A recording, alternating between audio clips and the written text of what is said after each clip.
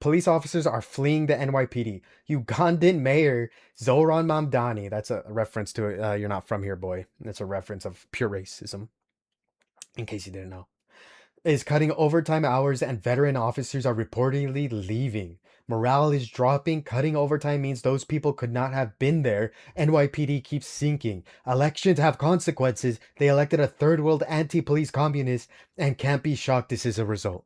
So we're going to see some white supremacy here, talking down on Zoran Mamdani because he thinks defunding the police, in other words, adequately moving the funds to a place that actually makes sense, is something that they think is oppressive to police officers. We're working overtime as New York City police officers, something the NYPD has been cracking down on under Mayor Mamdani, according to the New York Post. That is raising concerns about the department losing thousands of veteran cops who would retire right now. Correspondent Alexis McAdams reporting live from One Police Plaza in Lower Manhattan. As this starts to play out in a practical sense, these police officers are leaving the ranks. Alexis.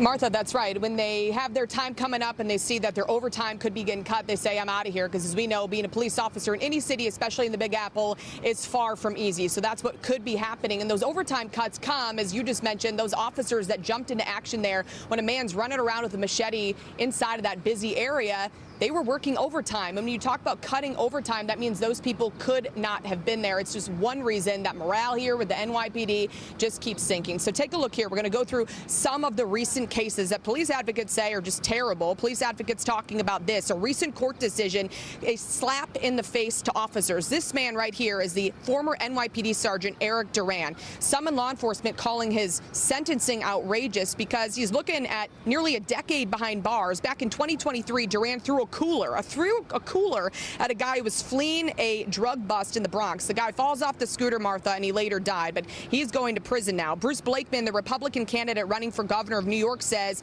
people are more concerned about criminals than the cops. I don't think anyone wants a cop who just kills a guy by throwing an entire cooler to slaughter someone who's just going to be arrested for something that isn't the death penalty. I believe a lot of people want to reorganize the funds and the resources so that it actually adequately gives people what they need.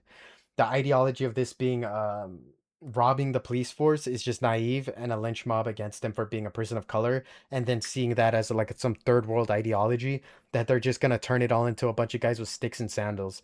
The ideology is very simple. He wants to reallocate funds that are being abused by white people or just police in order to get it back into the pockets of the people that matter. And yes, I say white people so you can know what it feels like to say Ugandan mayor, because it's a very dumb, ignorant perspective